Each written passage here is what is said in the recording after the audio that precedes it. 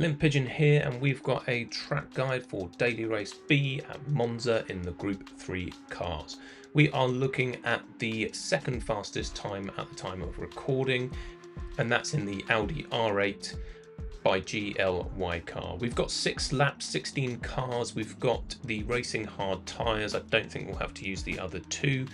We've got driver rating and safety rating affected. There's no wall collision penalty in this race, and we won't have to pit either. Now, this track has 6 corners. We've got 2 challenging chicanes that we need to be aware of on 1 and 2, and turn number 5 is pretty difficult as well. If you are enjoying these videos, please like and subscribe and turn on your notifications so that you get notified for these videos.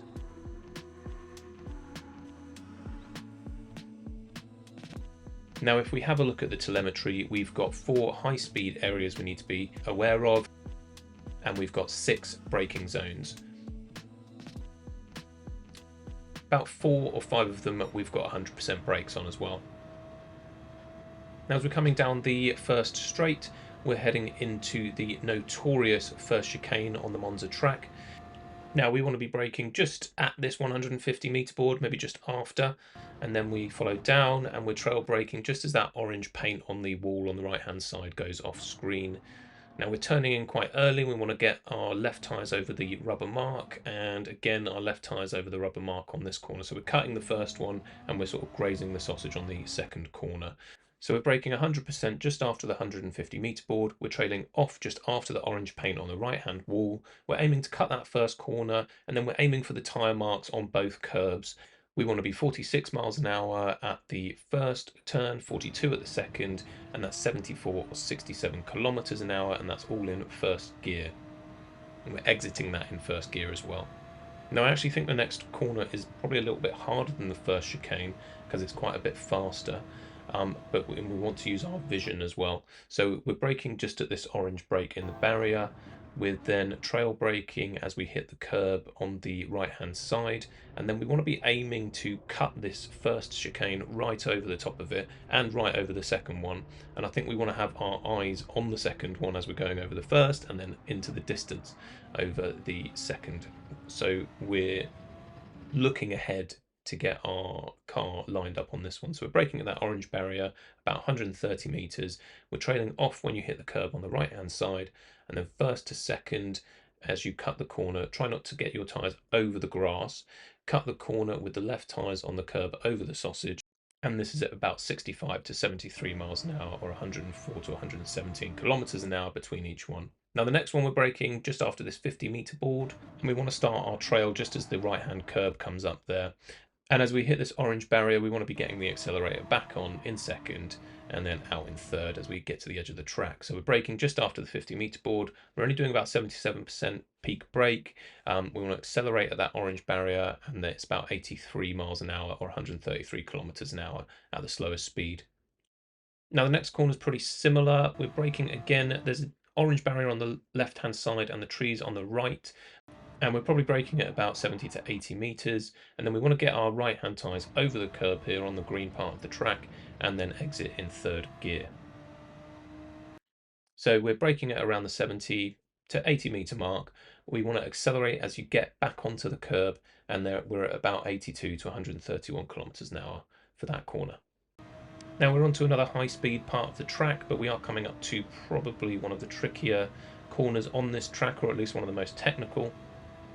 So we want to be braking just as we go under that bridge and see this tarmac strip on the right hand side. We want to be braking as we hit that, and then we want to be aiming to go over the sausages on the left hand side, and we're cutting that corner. We're cutting all of these corners actually quite a lot, but we want to be careful not to make the car unstable as we're going over them, and we're exiting here in third gear. So that tarmac on the right hand side is about 120 meters. That's where we want to start our braking. We're trailing and turning just after the 50 meter mark. We're cutting all 3 corners, and we're third to fourth gear, and then we feather the accelerator after that first corner and get back on the power. We're at about 84 miles per hour or 135 kilometers an hour as we hit that first corner. Now, again, another high speed section of the track as we head down to Parabolica. Now there's these stands on the left hand side, and we want to be braking at this break in the stand really, and it's about 80 meters, and then as those stands end, that's where we want to trail brake, and then we want to be coasting as we go underneath the Marshall stand there. We then get back on the accelerator at this second lamppost after that Marshall stand in second, and then we're flooring it to the finish line. So we're braking at the 85 meter mark, just about. We're starting to trail brake just as these stands end. We're coasting as you pass under that Marshall watchtower, accelerating from the second lamppost after that Marshall watchtower, and we're at about 82 miles an hour or 131 kilometers an hour at the slowest speed. Now, I actually think this is the hardest track of the three, but it is good fun. And here's the graphic for the sort of cheat sheet. So if you want to take a screenshot of that and put it next to your screen as you're racing, it gives you a little reference that you can refer to whilst racing. Now, the Audi did seem to be the meta when I started recording this, but the Viper has quite quickly come in and done some pretty good lap times too. Now, as we go into this first corner, I'm a little bit behind the Ghost there, and I don't cut the corners as much, as it does make the car quite unstable. So while racing, you might want to avoid cutting the corners a little bit, just to ensure that you get a clean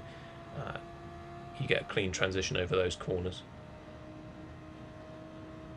Now, I actually think this chicane is probably harder than the first one, as it's a little bit faster.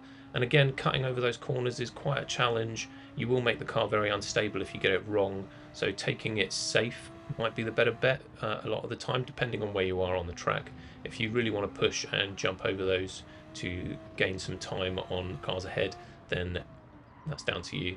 You will gain a fair bit of time if you get those two corners correct as well. Heading into these straights, you really do want to maximise your top speed.